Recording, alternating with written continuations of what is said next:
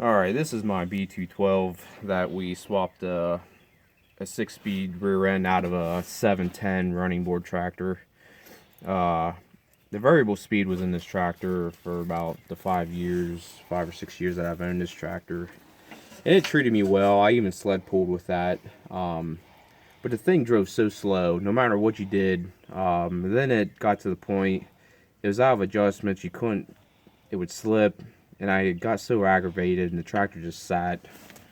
So we decided to do this, and hopefully I'd like the tractor a lot better, and I do. I love driving this thing now. I'll show you how this works. Push that down. I pull the original variable speed lever. Goes over to the other belt. Let off. Now it drives that other set of pulleys. So you really don't have 6 gears. You just have a regular 3-speed with 2 different pulley sets. As you can see, it all works very well. Slides back and forth. I'm using the original variable speed lever. And this is what we did. So I'll start with this brake lever. The brake lever is from the 710. That fit on this tractor with no modifications. Hi, dog. So that fit right on here. The only thing you can see is here's the original hole. I had drilled one higher because I was afraid we were going to have clearance issues with the rods here. Now, one thing to point out is on the variable speed setup, it seems like all the rods were rubbing each other. It was a pain. That whole rear end setup I was just having issues with. It was getting stuck in 2 gears. The bevel gearbox had a ton of play, and I was just aggravated with it. But anyways, here's the original variable speed rod. I did not modify it at all. That's even the original bolt. What we did here is this is 1/2-inch through rod. This nut is welded to the through rod underneath here. That's 7/16. That's the biggest you can go for the factory holes. This bottom one has nuts on the bottom side, and the ideal here is I can adjust the height of this rod for my clearance issues. And then this through rod here, I can adjust it for the lever, so the lever moves in proportion to the original setup. And it does. It travels about the same amount as what the variable speed did. Now onto the PTO clutch.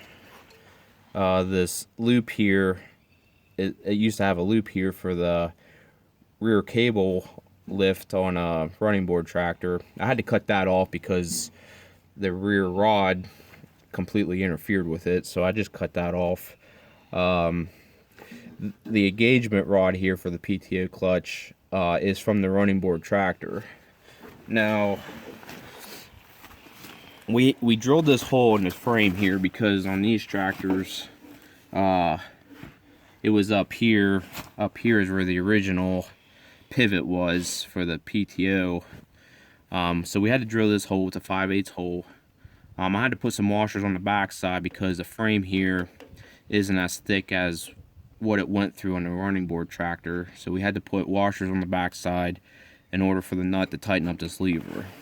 Now if you see the lever now, it's actually disengaged for the PTO clutch. If you see there the PTO clutch is engaged, and there it's disengaged. And as most of you probably know, compared to a running board tractor, that's opposite of how those work. Now, if you really wanted to, you could build a custom rod instead of using an original running board tractor rod. But if you build a custom rod, you could hook it up on the bottom side of the block that's in here, and that would make it operate the same as a running board tractor.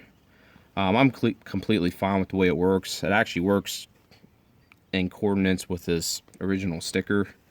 Which I did not do that on purpose. It's just that's how everything lined up with the factory running board rod. So that's about all we got.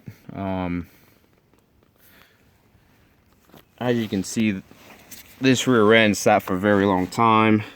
I did not know the condition of it. This pulley was literally on this. Somehow that bearing is free.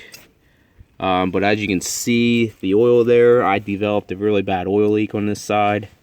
I should have put new seals in this bevel gearbox before we put it in. That seems to be the only seal that's leaking, thankfully. And these pulleys, I literally had to chip the rust off of them with a screwdriver because they were that rusted. They don't run very true because of that. I'd like to get new pulleys for a 6-speed. So hopefully someday I can, because it was very hard on the first belt. Today's the first time I ran it with 2 belts, and I'm very pleased with it. It operates very nice. You have selection. It goes slow enough for rototilling, which is what I love the variable speed for, and that's the only thing I loved it for.